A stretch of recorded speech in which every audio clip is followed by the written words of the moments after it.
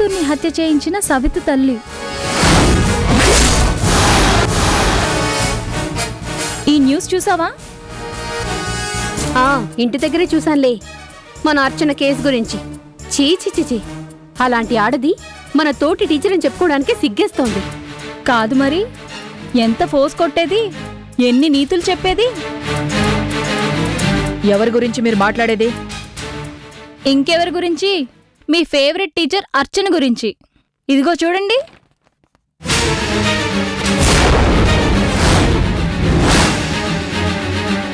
తాటికాయంత అక్షరాలతో రాశారు, కూతుర్ని హత్య చేయించిన సవతి తల్లి అని.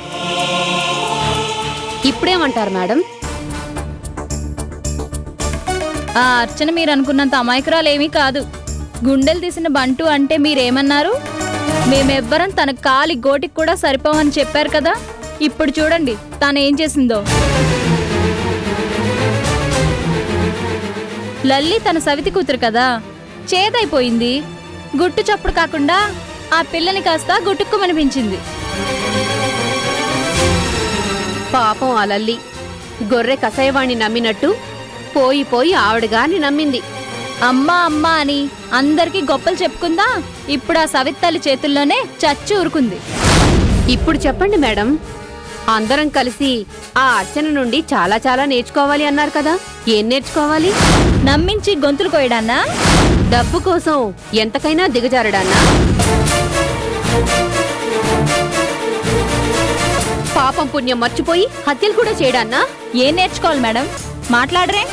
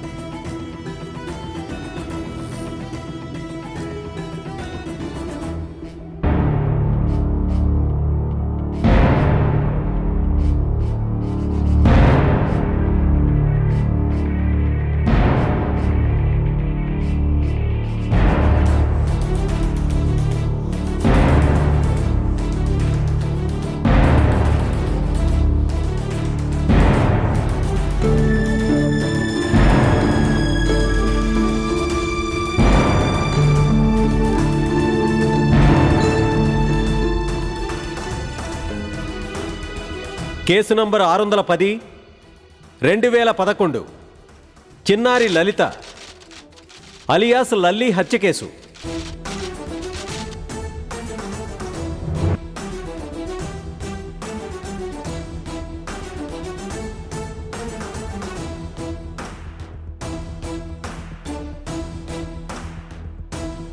Yes, proceed.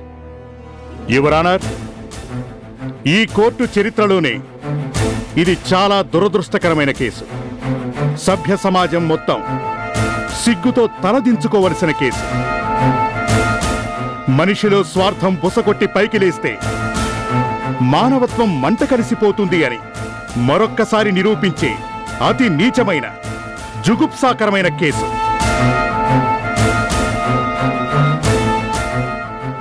యువర్ ఆనర్, ఈ బోన్లో ముద్దాయిగా నిలబడ్డ ఈవిడ పేరు అర్చన. అర్చన అనే అతి పవిత్రమైన పేరుకి పూర్తి విరుద్ధమైన స్వభావం గల ఆడది.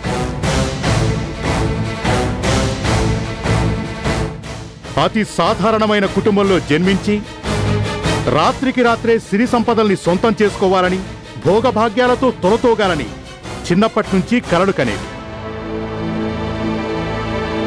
యుక్త వయసు వచ్చినప్పటి నుంచి తను అనుకున్న లక్ష్యాన్ని చేరటం కోసం ఎంతో మంది కోటీశ్వరులైన యువకులకి గ్యాలం వేయాలని ప్రయత్నించింది.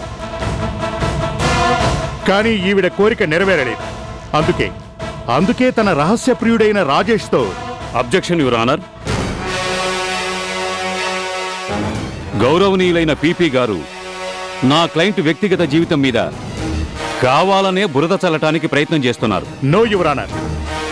ఈ కేసులో ముద్దాయి వ్యక్తిగత జీవితమే ఈ నేరాన్ని చేయటానికి పురిగొల్పిందని నిరూపించడానికే నేను ప్రయత్నం చేస్తున్నాను.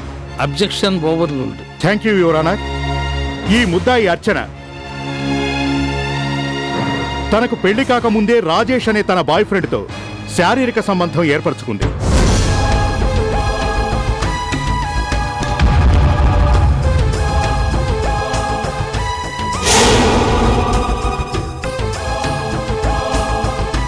This is exhibit number 1.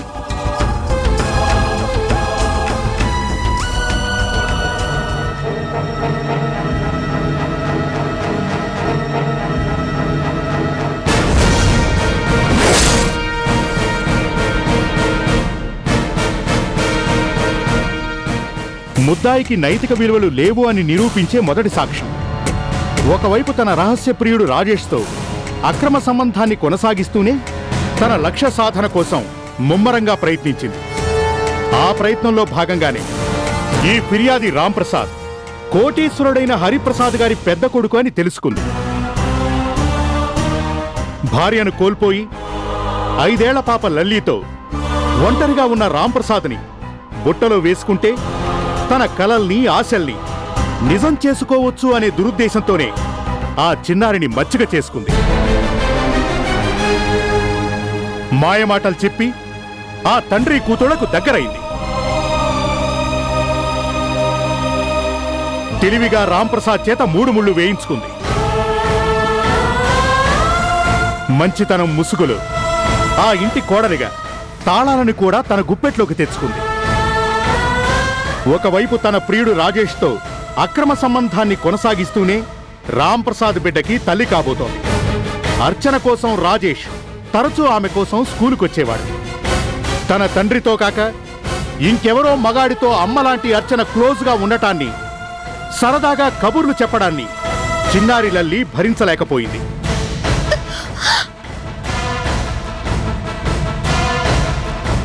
వాళ్ళిద్దరి మధ్య జరగరానిదేదో జరిగిపోతోంది అని గ్రహించింది. ఆ రాజేష్ నువ్వు దగ్గరికి రానిస్తే డాడీకి చెబుతాను అని బెదిరించింది. దాంతో కంగారు పడ్డ అర్చన తీవ్రంగా ఆలోచించింది. ఆ చిన్నారి నోరు తెరిస్తే మొదటికే మోసం అనుకుంది. లల్లి బతికుంటే ఎప్పటికైనా తనకి, తనకు పుట్టబోయే బిడ్డకి అడ్డే అని గ్రహించింది. ఆ అడ్డుని ఎలాగైనా శాశ్వతంగా తొలగించుకోవాలని నిర్ణయించుకుంది. అవకాశం కోసం ఎదురు చూసింది.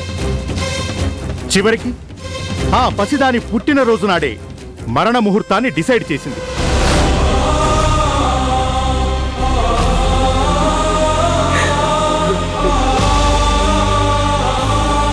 చేసిన పాపం పండి ముద్దాయిగా బోన్లో నిలబడింది.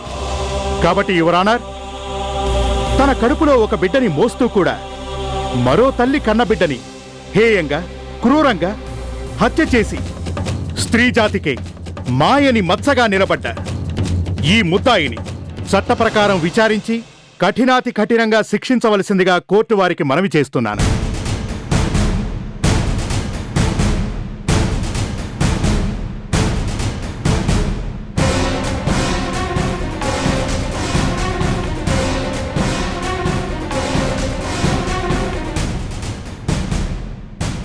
Any defence? Yes your honour. ఈ కేసులో ముద్దాయిగా ఆరోపించబడిన నా క్లయింట్ అర్చన నిర్దోషి, అమాయకురాలు. అలాంటి అమాయకురాల మీద నీచమైన అభియోగాన్ని మోపి నేరస్తురాలిగా నిరూపించాలని అనుకోవటం దారుణం, అమానుషం, బాధాకరం. ఈ కేసులో పోలీసులు గాని, గౌరవనీయులైన పీపీ గారు గాని కేవలం అనుమానంతో ఊహాజనితమైన ఆరోపణలు చేస్తున్నారే తప్ప చిన్నారి లల్లీని హత్య చేసింది నా క్లయింట్ అర్చని అని నిరూపించటానికి సరైన సాక్ష్యాధారాలు లేవు. సాక్ష్యాలు ఉన్నాయి యువర్ ఆనర్. కోర్టు వారు పర్మిషన్ ఇస్తే సాక్షుల్ని ఇప్పుడే ప్రవేశపెడతాను. Permission granted. ఈ కేసులో మొదటి సాక్షి లల్లీ శవానికి పోస్ట్ మార్టం నిర్వహించిన డాక్టర్ మధుసూదన్ గారు.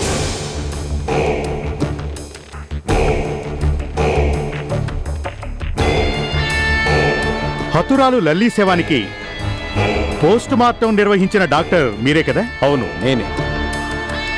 లల్లీ మరణం ఎలా సంభవించిందంటారు? వేగంగా కదులుతున్న రైలు కింద పట్టం వల్లే స్పాట్ డెత్ సంభవించింది.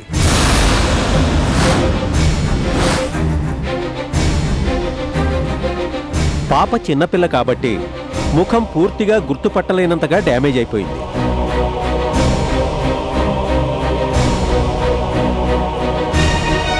మిగిలిన శరీర భాగాల ఆధారంగాను చనిపోయింది తన కూతురేనని పాప తండ్రి కన్ఫర్మ్ చేసిన స్టేట్మెంట్ ఆధారంగాను పోస్ట్ మార్టం నిర్వహించి హతురాలు లల్లీనే అని ధృవీకరించడం జరిగింది. That's all your honour.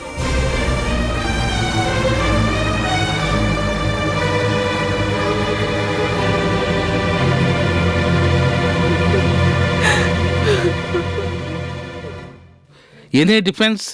Yes your honour. చూడండి డాక్టర్,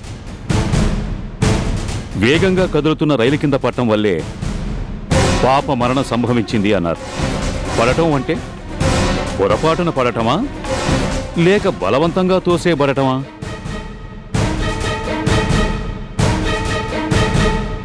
బలవంతంగా తోసేయబడటం వల్లే. అంత ఖచ్చితంగా ఎలా చెప్పగలరు? పొరపాటున రైలు కింద పడితే గుర్తుపట్టలేనంతగా ముఖం డ్యామేజ్ అయిపోదు. అదే వేగంగా వస్తున్న రైలు కిందికి కావాలని తోసేస్తేనే అలాంటి మరణం సంభవిస్తుంది. ఇక మీరు వెళ్ళొచ్చు. Thank you. That's all your honour.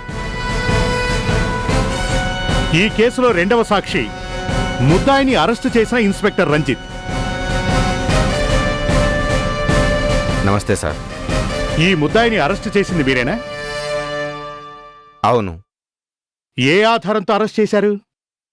ముద్దాయి భర్త రాంప్రసాద్ స్వయంగా ఇచ్చిన కంప్లైంట్ ఆధారంగా. ఇన్స్పెక్టర్, హత్య జరిగిన రోజు ఏం జరిగిందో చెప్పగలరా? చెప్తాను. తమ కూతురు లల్లి గుళ్ళో కనిపించకుండా పోయిందని కంగారు పడుతూ ముద్దాయి అర్చన, ఆమె భర్త రాంప్రసాద్ స్టేషన్కి వచ్చి కంప్లైంట్ ఇచ్చారు.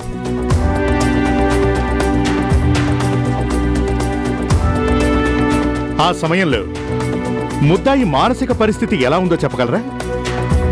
ఎందుకో చాలా టెన్షన్గా ఉంది. ఏదో తప్పు చేసినట్లు నర్వస్గా ఫీల్ అవుతూ కనిపించింది.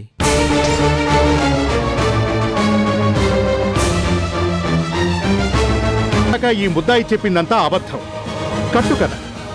అసలేం జరిగిందంటే,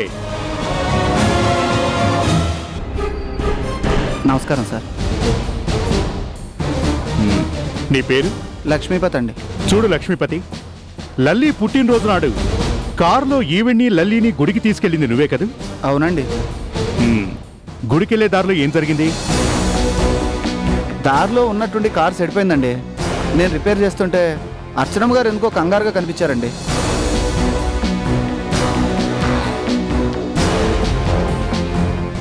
అంతేనండి.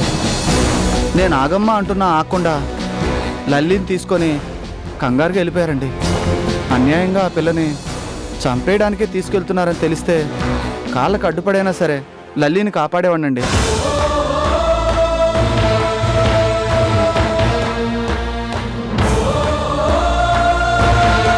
Please note this point your honour.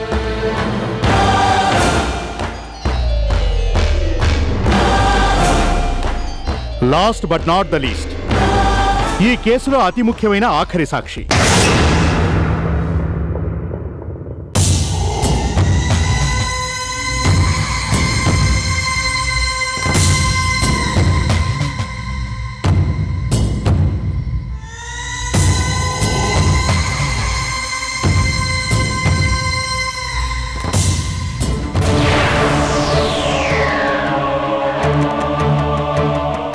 చూడమ్మా, బోన్లో నిలబడిందే ఆవిడ నువ్వు గుర్తుపట్టగలవా?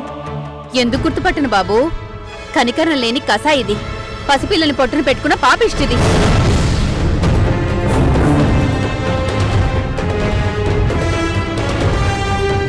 అంటే ఆ హత్య జరగడాన్ని నువ్వు కళ్ళారా చూసావా? చూశాను బాబు. చూసినప్పుడు మాత్రం అనుకోలేదు నా కళ్ళ ముందు జరుగుతోంది హత్య అని.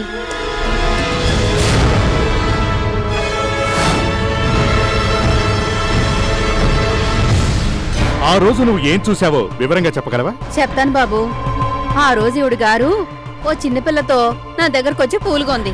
కొంచెంసేపటి తర్వాత నేను చూసేసరికి ఆ పాపం తీసుకుని రైలు పట్టాల మీదకి లాక్కెళ్తోంది.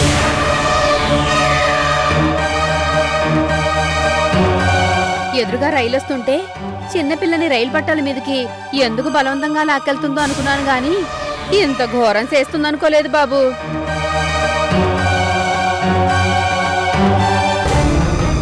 బంతి పువ్వులాంటి ఆ పిల్ల బతుకుని బలి తీసుకుంటుందని నేను ఊహించలేదు బాబు. Please note this point your honour. నువ్వు వెళ్ళమ్మా. దండలయ్య. ఇప్పటిదాకా ప్రవేశపెట్టిన సాక్ష్యాధారాలను బట్టి, ముద్దాయి గత జీవితాన్ని బట్టి, స్వయంగా కంప్లైంట్ ఇచ్చిన ఈ ముద్దాయి భర్త రామ్ ప్రసాద్ ఇచ్చిన వాంగ్మూలాన్ని బట్టి 5 ఏళ్ల పసిపాప ముక్కు పచ్చలారని లల్లీని పుట్టినరోజునాడే దారుణంగా, కిరాతకంగా ఒక పథకం ప్రకారం కదిలే రైలు కింద తోసి హత్య చేసింది ఈ ముద్దాయే అని స్పష్టంగా నిరూపించబడింది. It is a clear and cold blooded murder.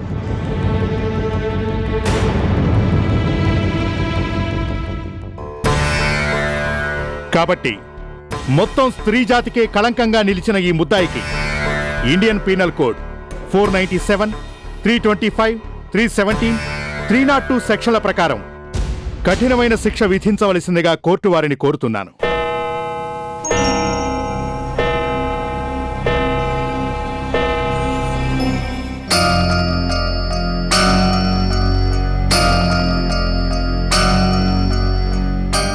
ఈ కేసు తీర్పుని 15 రోజుల పాటు వాయిదా వేయడమైనది. The judgement is reserved and the court is అడ్జర్న్డ్.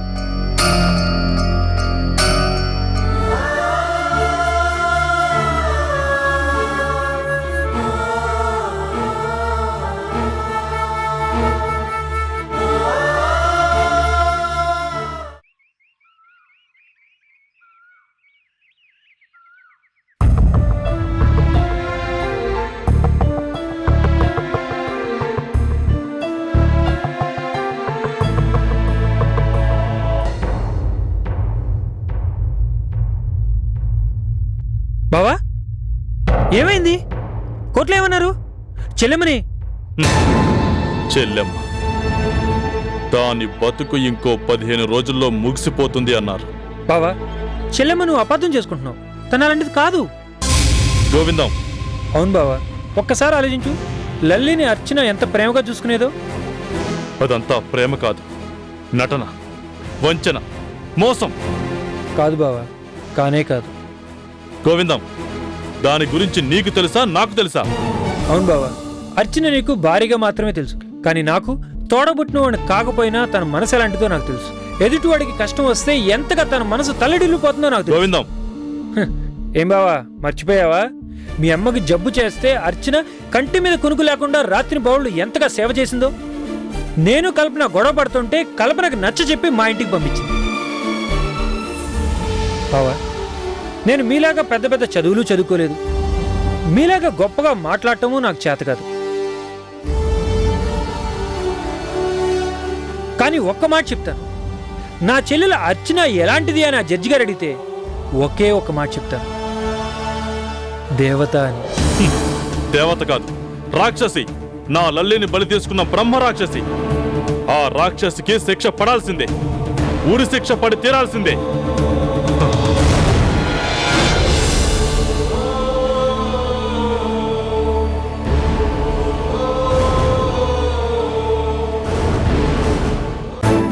చూసావా మమ్మీ, అంతా నేననుకున్నట్టుగానే పర్ఫెక్ట్ గా జరుగుతోంది.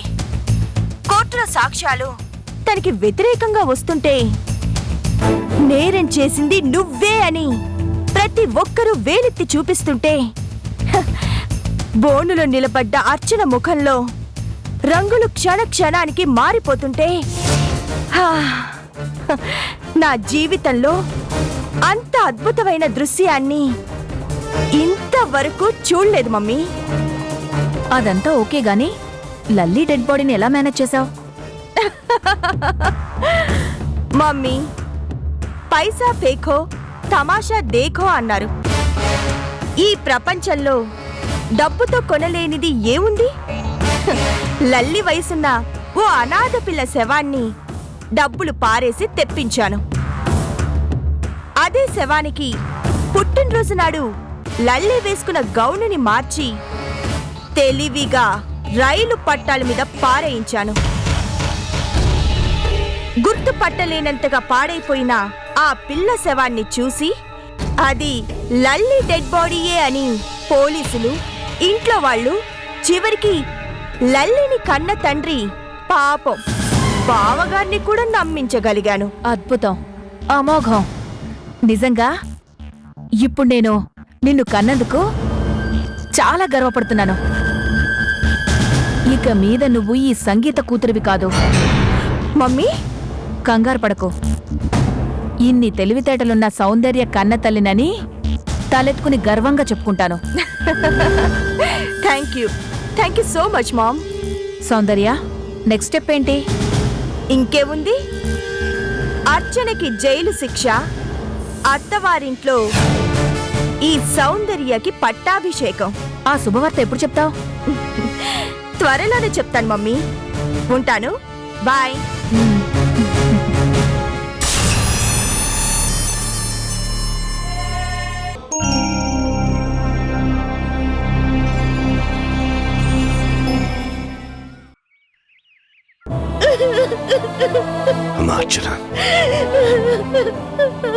చూసావా నాన్న, ఆ పబ్లిక్ ప్రాసిక్యూటర్ ఎంత దారుణంగా మాట్లాడాడో.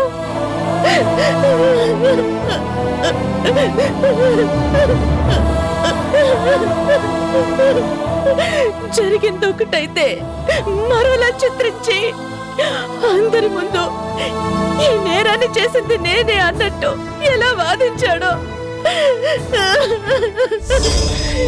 నేనే నా లల్లిని ఈ చేతులతో హత్య చేశానన్నాడు. ఎందుకే నాన్న ఈ కోర్టు విచారణ ఏది వద్దన్నారు? కానీ మీరే. చూడమ్మా, ఏ నేరం చేయకుండా నువ్వు తల వంచుకుంటే ఆ తప్పు నీదే అవుతుంది. రేపు నీ బిడ్డని హంతకురాలు కొడుకు అని అందరూ అంటారు. అది నీకిష్టమేనా? అందుకేనమ్మా, నీ బిడ్డ ఈ సమాజంలో ధైర్యంగా తలెత్తుకుని తిరగాలని నువ్వు అనుకుంటే ముందు నువ్వు నిర్దోషమని నిరూపించబడాలి. అవునమ్మా, ఉలి దెబ్బలు తగిలితేనే శిల శిల్పంగా మారేది. ఇలాంటి అగ్ని పరీక్షలు నువ్వు భరిస్తేనే నువ్వు నిర్దోషమని నిరూపించబడేది. నిప్పులో కాలిస్తేనే బంగారపు స్వచ్ఛత తెలిసేది. ఇలాంటి సుడిగుండాల్ని తట్టుకోగలిగితేనే అసలు దోషెవరో బయటపడేది. చూడమ్మా, జడ్జి గారు తీర్పు చెప్పడానికి ఇంకా 15 రోజులు టైం ఉంది. ఈలోగా ఏదైనా ఒక బలమైన సాక్ష్యాన్ని గనక మనం సంపాదించగలిగితే. ఇన్నాళ్ళు దొరకని సాక్ష్యం ఇప్పుడు మాత్రం ఎక్కడి నుంచి వస్తుంది? నాకు ఏ ఆశ లేదు. చూడమ్మా, నాకా నమ్మకం ఉంది అర్చన, నాకా నమ్మకం ఉంది. ఒక్క సాక్ష్యం, ఒకే ఒక్క సాక్ష్యం దొరికితే చాలు కేసు తారుమారు కావడానికి. అవునమ్మా.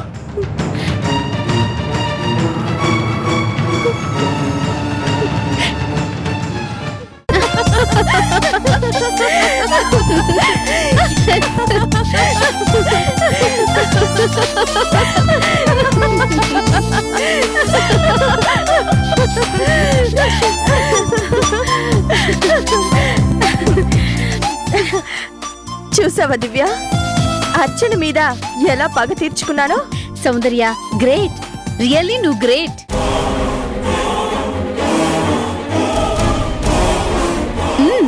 మొత్తానికి నువ్వు అనుకున్నది సాధించావే. నీ చిన్ననాటి శత్రువుని కోలుకోలేని దెబ్బ కొట్టావు. ఈ శుభ సందర్భంలో నాకు మంచి ట్రీట్ ఇవ్వాలే. ష్యూర్. 5 స్టార్ హోటల్లో లైఫ్ లాంగ్ నువ్వు మర్చిపోలేని ట్రీట్ ఇస్తాను. ఓకే? ఓకే గాని అసలు సీక్రెట్ చెప్పు. వైజాగ్ గెస్ట్ హౌస్ లో రాజేష్ కి అర్చనకి మధ్య ఏం జరగలేదంటావా? ఛాన్సే లేదు. కృష్ణని అర్చనకి దూరం చేయడానికే ఆ రోజు వైజాగ్ గెస్ట్ హౌస్ లో ఆ డ్రామా ఆడించాను. నా ప్లాన్ ప్రకారమే మా మమ్మీ అర్చనకి తెలివిగా కొబ్బరి బొండంలో మత్తు మందు కలిపి గెస్ట్ హౌస్ కి చేర్చింది. నా ప్లాన్ ప్రకారమే రాజేష్ స్పృహలో లేని అర్చనతో క్లోజ్ గా ఉన్నట్టు నటించాడు. నా ప్లాన్ ప్రకారమే అదే టైంకి కృష్ణ కూడా అక్కడికే వచ్చాడు.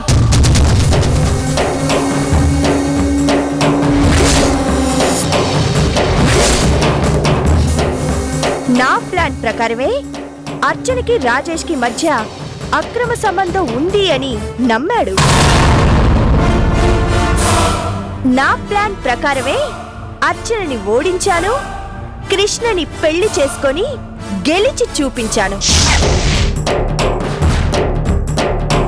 అదంతా సరే గాని వైజాగ్ గెస్ట్ హౌస్ లో నువ్వు సీక్రెట్ గా తీసిన ఫొటోస్ ని ఇన్నాళ్లు దాచిపెట్టి ఇప్పుడెందుకు బ్లాస్ట్ చేసినట్టు? బ్లాస్ట్ చేయాల్సిన టైం వచ్చింది కాబట్టే బ్లాస్ట్ చేశాను. దివ్య, ఆ రోజు కృష్ణని అర్చనకి దూరం చేశాను. మరి ఈ రోజు శాశ్వతంగా అది జైల్లోనే ఉండిపోయేలా చేశాను. ఆ తర్వాత ఆ తర్వాత ఏంటి? బావగారు మళ్ళీ మందు మైకంలో, ముసలాళ్ళిద్దరూ పట్టరాని శోకంలో, కోట్ల విలువైన ఈ సామ్రాజ్యం మొత్తం నా గుప్పెట్లో. సూపర్ సూపరే. మరి కృష్ణ? కృష్ణ ఈ సౌందర్యానికి జీవితాంతం దాసుడే. అలనాటి సత్యభామ మాటని జవదాటలేని శ్రీకృష్ణుడే.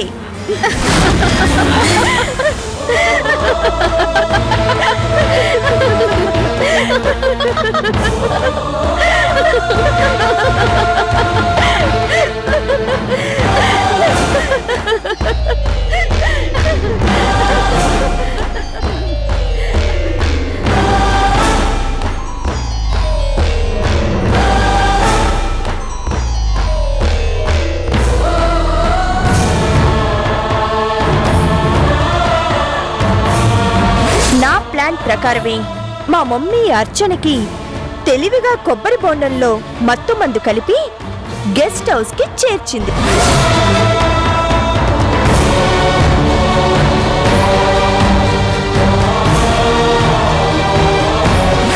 నా ప్లాన్ ప్రకారమే రాజేష్ స్పృహలో లేని అర్చనతో క్లోజ్ గా ఉన్నట్టు నటించాడు.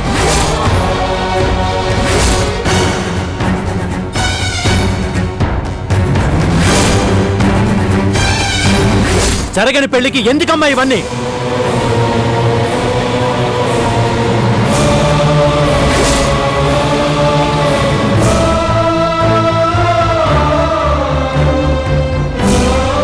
అమ్మారా, ఒక్క క్షణం కూడా నేను ఇక్కడ ఉండలేను. నన్ను ఇంతగా నమ్మించి మోసం చేసిన మనుషులు నా కళ్ళెదురుగా ఉంటే నేను తట్టుకోలేను.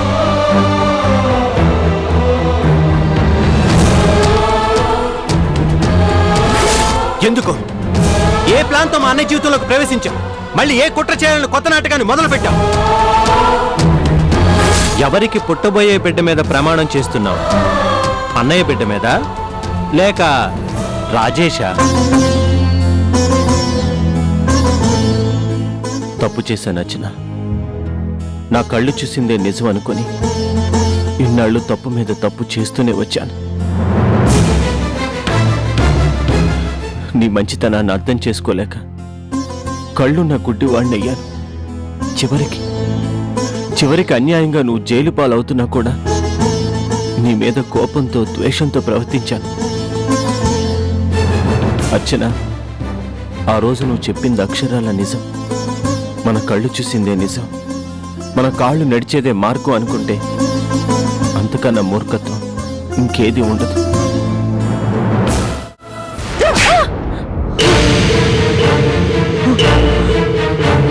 లల్లి తప్పించుకుందా? ఆ మాట చెప్పడానికి సిగ్గులేదు? దున్నపోతుల్లో ఉన్నారు చిన్న పిల్ల. మీ కళ్ళ ముందే తప్పించుకొని పారిపోతుంటే ఏం చేస్తున్నారు? క్షమించండమ్మా. Shut up! నాకు కావాల్సింది మీ సారీలు కాదు, లల్లి. వెళ్ళండి, ఎక్కడున్నా దాన్ని వెతికి పట్టుకోండి. రేయ్, ఖాళీ చేతులతో తిరిగొచ్చారో మీ తలకాయలు పుచ్చకాయల్లా పేలిపోతాయి. వెళ్ళండి, సిటీలో ఉన్న గల్లీ గల్లీ వెతకండి. ఎక్కడున్నా సరే అది నాకు కావాలి. అట్టగేనమ్మా. ఏయ్, గుర్తుంచుకో, అది బయటకొస్తే నా ప్లాన్ మొత్తం నాశనం అయిపోతుంది. అదే గనుక జరిగితే నువ్వు నువ్వు నువ్వు నువ్వు మీలో ఒక్కరు కూడా బతకరు. నా చేతిలో చచ్చిపోతారు.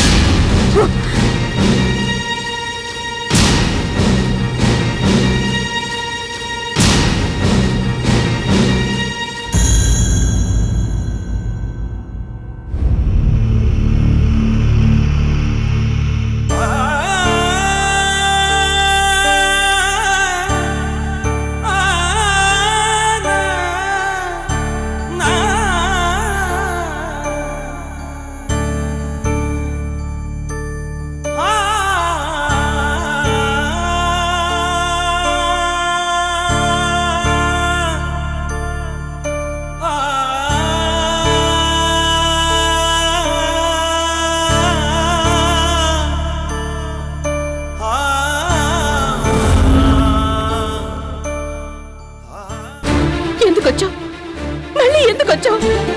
ఇంకెన్ని శాపాలు పెట్టడానికి, నా గుండెల్లో ఇంకెన్ని శూలాల్ని దించడానికి? చెప్పు, ఎందుకొచ్చావు? తప్పు చేసిందెవరో తెలుసుకున్నాను కాబట్టే వచ్చాను.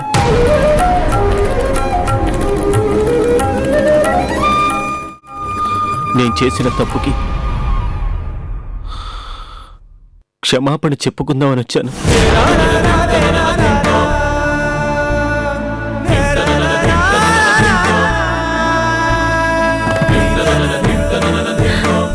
కృష్ణ, అవును,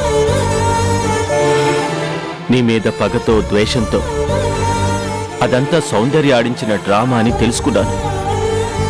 నిన్ను అన్నయ్యని దూరం చేయడానికే కక్ష కట్టిన సౌందర్య కుట్ర పన్ని అందరి ముందు నిన్ను అవమానించడానికే ఇంత నాటకం ఆడించిందని చాలా చాలా ఆలస్యంగా తెలుసుకున్నాను.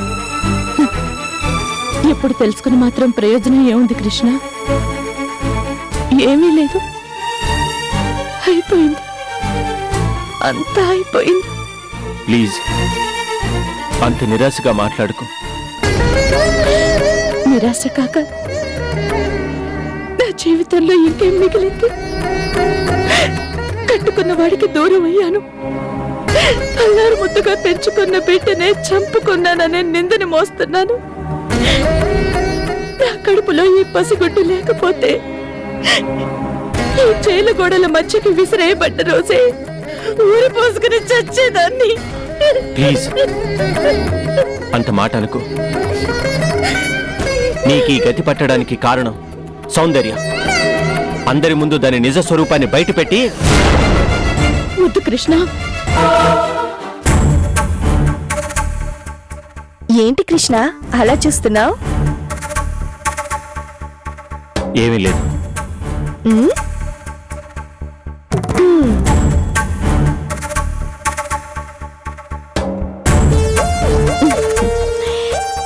ఏమైంది కృష్ణ?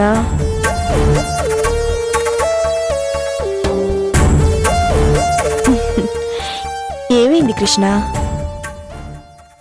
నా మనసేం బాలేదు. మనసు బాలేనప్పుడే రిలాక్స్ అవ్వాలి.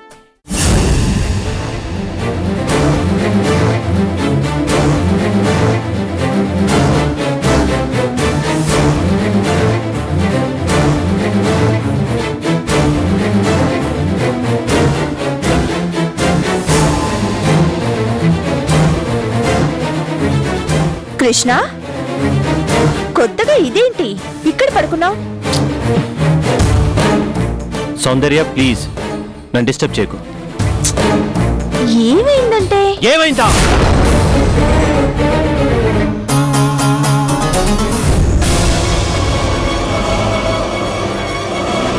కళ్ళు మూసినా తెరిచినా లల్లీనే గుర్తొస్తుంది. నాకు కూడా. పాపం చిన్నపిల్ల కదా. అవును, అంత చిన్న పాపని చంపిన వాళ్ళని వదిలిపెట్టకూడదు, చంపేయాలి. అదేంటి కృష్ణ, చంపిన వాళ్ళని అంటావేంటి? హంతకురాలనే కదా అర్చనని జైల్లో పెట్టారు. విచారణ మొదలైందిగా, నిజం త్వరలోనే తెలుస్తుంది.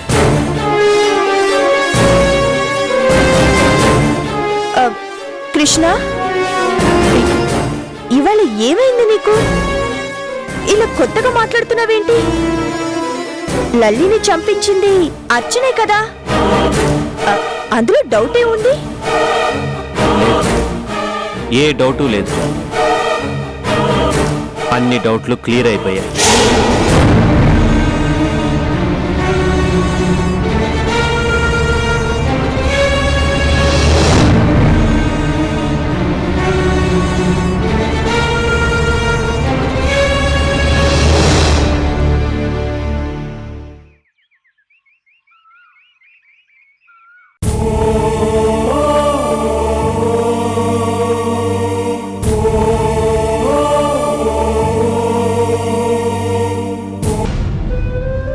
అమ్మని కాపట్టే అన్నం తెచ్చాను పెద్దోరా. ఏది నోటరు గోరుముద్దలు పెడతాను.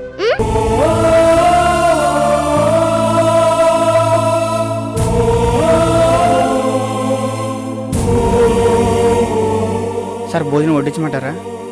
తర్వాత తింటారు, నువ్వు వెళ్ళు. సరే సరే.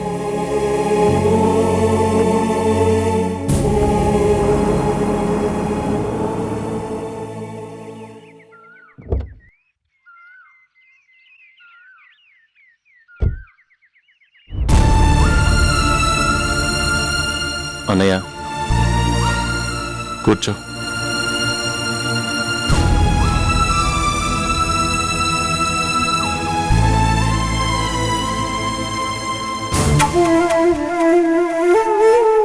ఇన్నాళ్ళు మనమందరం వదిన గురించి తప్పుగా అనుకున్నాం. కనికరం లేని ఒక అసాయిదానిలా లల్లి ప్రాణాల్ని బలి తీసుకుందని అపోహపడ్డాం. అపోహ కాదు, అదే నిజం. నా లల్లిని పొట్టన పెట్టుకున్న రాక్షసి అదే. కాదన్నయ్య, కానే కాదు. నేనంతా కనుక్కున్నాను. వదినకి ఏ పాపం తెలియదు.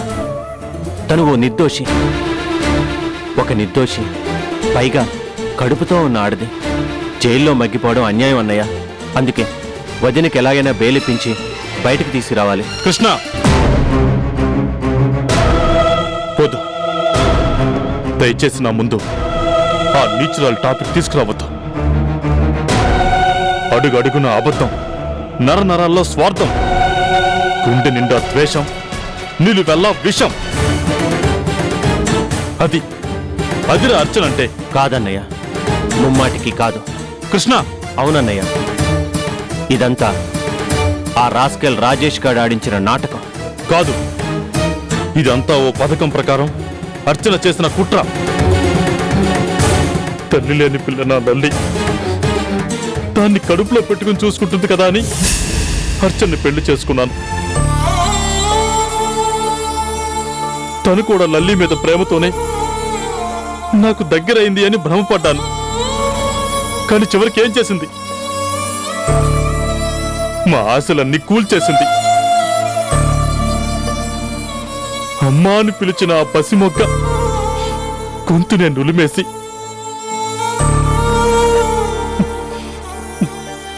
దారుణంగా హత్య చేసింది.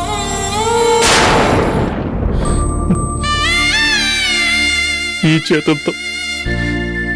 చేతులతో అల్లారు ముద్దుగా పెంచుకున్న నా బిడ్డకి, నా ప్రాణానికి ప్రాణమైన నా లల్లికి ఈ చేతులతోటి సమాధి కట్టేలా చేసింది.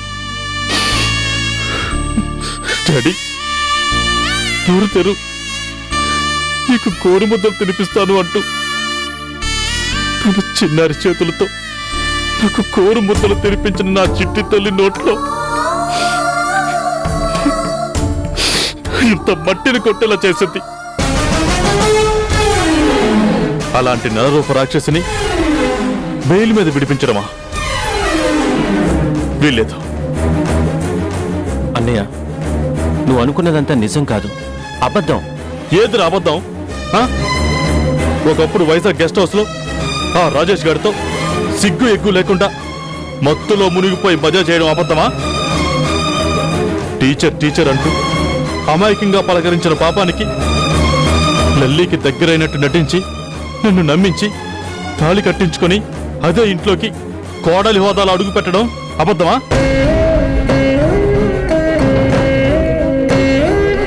తను తల్లి కాబోతుందని తెలిసాక లల్లి బతుకుంటే ఎప్పటికైనా తనకి అడ్డే అనుకుని ఆ పసిదాని ప్రాణాల్ని నిలువునా తీయడం అబద్ధమా? ఏదిరా అబద్ధం? అన్నయ్య ప్లీజ్, దయచేసి నేను చెప్పేది విను. వద్దు, నువ్వే కాదు ఇంకెవరు ఏం చెప్పినా వినడానికి నేను సిద్ధంగా లేను. నా లల్లిని హత్య చేసింది అర్చనే.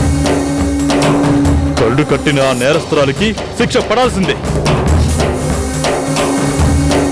కృష్ణ, నేను వద్దన్నా కూడా ఎవరైనా సరే దాన్ని బెయిల్ మీద బయటికి తీసుకొస్తే ఇదే చేతులతో దాన్ని గొంతు పిసికి హత్య చేసి నా బిడ్డ చావుకు ప్రతీకారం తీర్చుకుంటాను.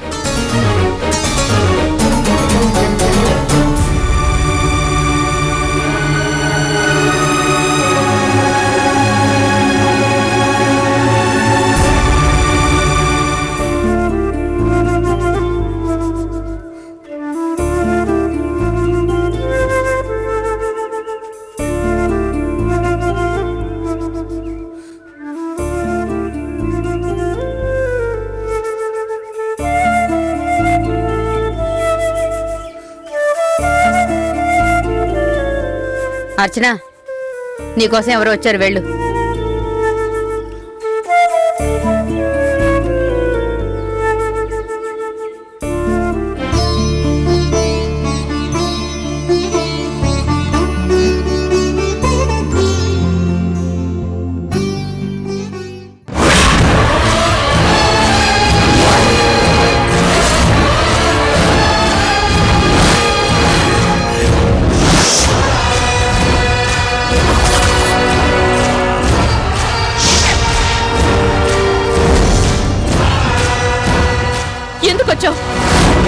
పిచ్చి ప్రశ్న బేబీ. పువ్వు చుట్టూ తుమ్మెదెందుకు తిరుగుతుందో నీకోసం నేను కూడా అంతే. రాజేష్, ఎస్ చెప్పు, నా ప్రపోజల్ సంగతి ఏం చేశావు?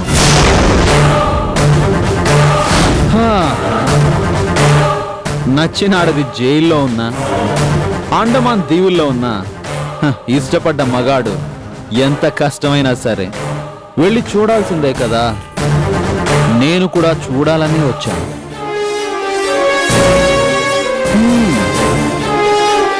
జైలు ఫుడ్ పడక ఎక్కడ చిక్కిపోతావో అని భయపడ్డాను. సేమ్ టు సేమ్, ఏమాత్రం తేడా లేదు. అదే ఫిగరు, అదే పొగరు. రాజేష్, చండాలంగా మాట్లాడుకో. వచ్చింది నువ్వని తెలిస్తే బయటకు వచ్చేదానివే కాదు, అంతేనా? ఆగో, నేనొచ్చింది నిన్ను చూడ్డానికి మాత్రమే కాదు, ఈ కేసులో నుంచి నువ్వు బయటపడే మార్గం గురించి చెప్పడానికి కూడా. నమ్మలేకపోతున్నావు కదూ? నువ్వు షాక్ అవ్వను అంటే నీకో నిజం చెప్పనా? ఏంటా నిజం? ఏ కేసులో అయితే పోలీసులు నిన్ను అరెస్ట్ చేశారో, ఏ కారణంగా అయితే కట్టుకున్నవాడే నీ మీద కంప్లైంట్ ఇచ్చాడో, ఏ ఆరోపణ మీద అయితే నువ్వు ఈ జైలు గోడల మధ్య మగ్గిపోతున్నావో, ఆ లల్లి నీ ఆరో ప్రాణం చచ్చిపోలేదు, బతికే ఉంది, భద్రంగా ఉంది. అబద్ధం, కాదు, నిజం. నేను నమ్మను. నమ్మి తీరాలి. అబద్ధం. నువ్వు మళ్ళీ ఏదో డ్రామా ఆడుతున్నావు. Cool cool baby. ఒకవేళ నేను చెప్పేది నిజమైతే అప్పుడు ఒప్పుకుంటావా నా ప్రపోజల్కి? రాజేష్, అలా కోపంగా కాదు అర్చన, ప్రేమగా పిలు రాజేష్ అని.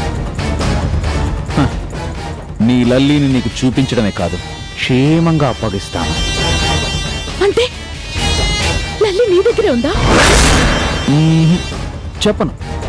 నా ప్రపోజల్కి ఓకే చెబితేనే నేను చెప్తాను.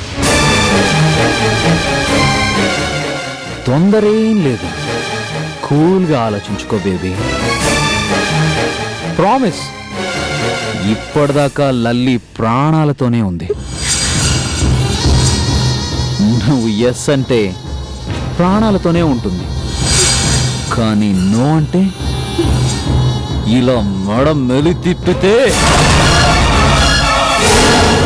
ఒకే ఒక్క నిమిషంలో నిజంగానే శవంగా మారిపోతుంది.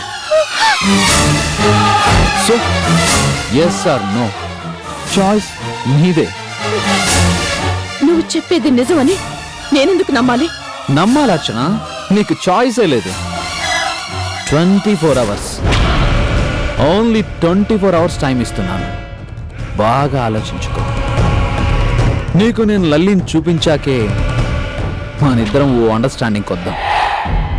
ఈలోగా అతి తెలివి చూపించాలనుకున్నా, పోలీసులకు తెలియజేయాలనుకున్నా, పర్మనెంట్గా నువ్వు ఈ జైల్లో, నీ లల్లి నిజంగానే వల్లకాట్లో. Hi baby.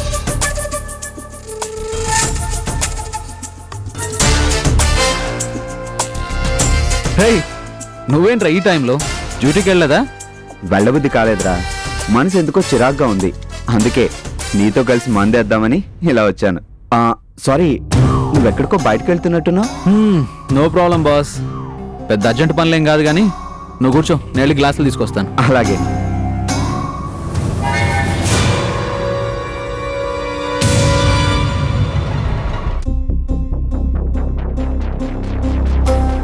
ఏరా, డిస్టర్బ్ చేశానా?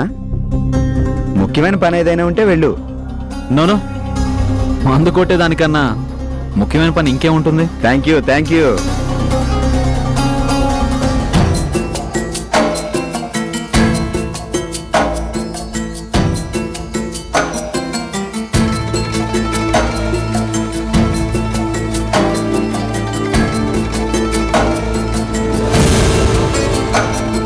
Cheers.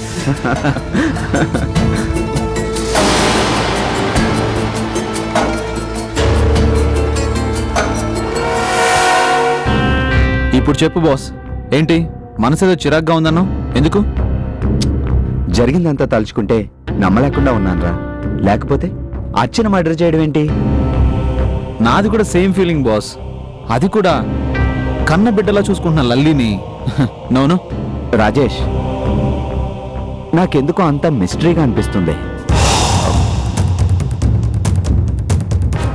అంటే ఈ కుట్ర వెనుక ఎవరో ఉన్నారనిపిస్తుంది. ఎవరో అంటే? అదే, రాంప్రసాద్ మీద గాని అర్చన మీద గాని కక్ష కట్టిన వాళ్ళు ఎవరైనా ఉన్నారేమో అనిపిస్తుంది. ఏమో, ఉన్నారేమో, ఎవరికి తెలుసు? అదే తెలుసుకోవాలి. ఆ దుర్మార్గులు ఎవరో బయట పెట్టాలి. కరెక్ట్రా. నేను నీకు ఫ్రెండ్ని, అంటే నీ ద్వారా రాంప్రసాద్ కూడా ఫ్రెండ్ని. అంటే అర్చన నిర్దోషాన్ని నిరూపించడంలో నీకెంత బాధ్యత ఉందో నాకు కూడా అంతే బాధ్యత ఉంది. చెప్పు, ఏం చేద్దాం? ఏం చెప్పినా చేస్తావా? ప్రామిస్. నువ్వు తాగించిన మందు మీద ఒట్టు.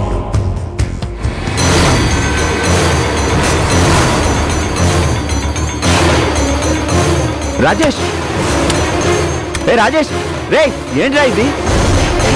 ఏ రాజేష్, అటు కాదు ఇటు చూడు.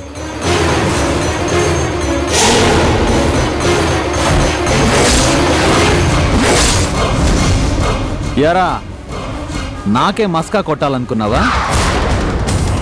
మందు కొట్టించి నా చేతే నిజాన్ని బయట కక్కించాలనుకున్నావా? నువ్వు ఆ కృష్ణగాడు కలిసి ప్లాన్ చేస్తే తెలుసుకోలేనంత ఎదవని అనుకున్నారా?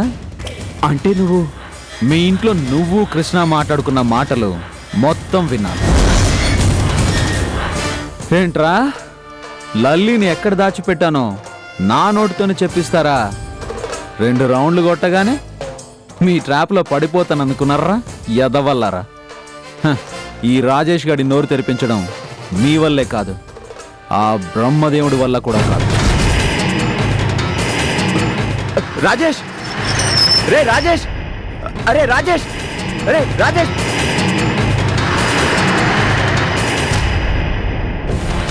రే ఆగరా.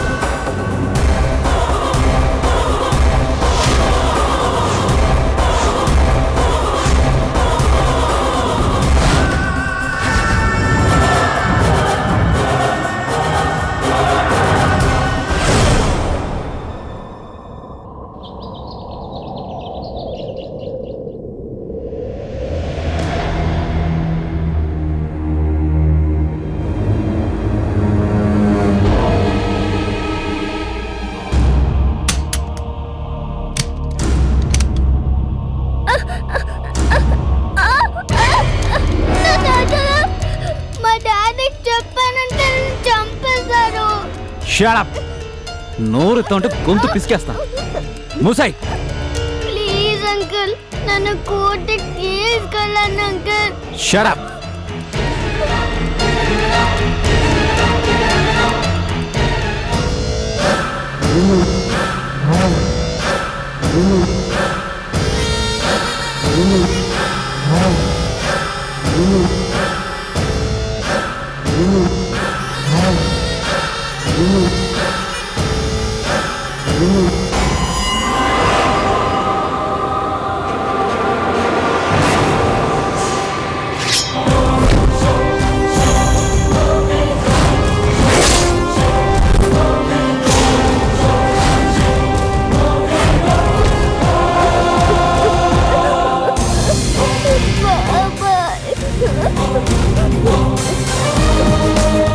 రాజేష్, మర్యాదగా లల్లిని వదిలిపెట్టు.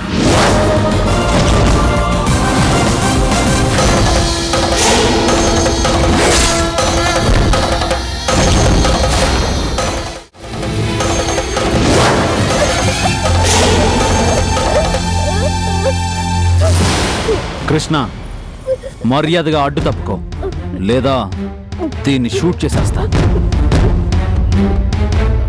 నీ చేతిలో ఉన్న ఆ కత్తిని పక్కన పడాయి.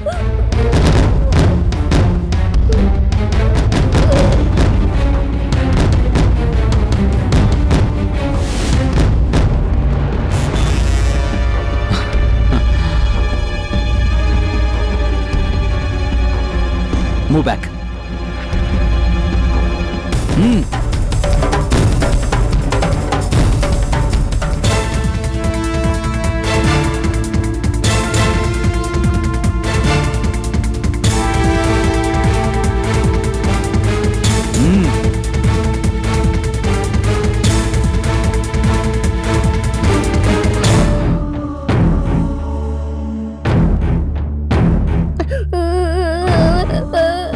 నర్మాయ్,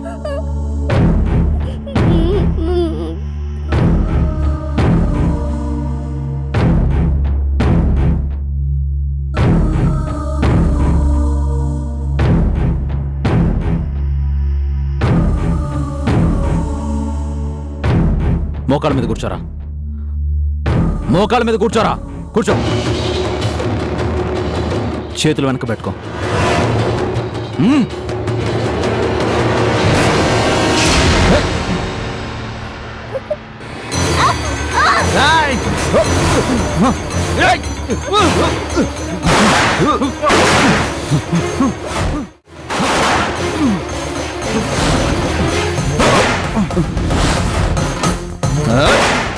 బాబాయ్, లల్లి పారిపో.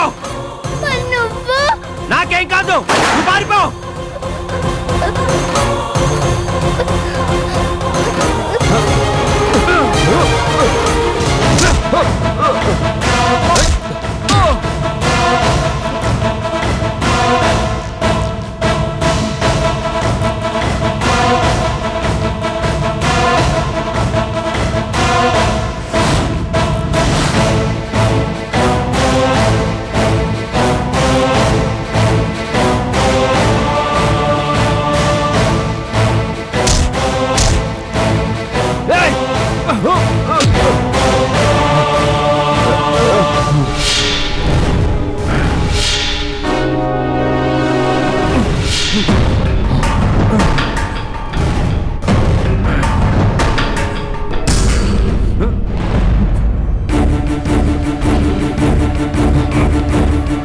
Oh.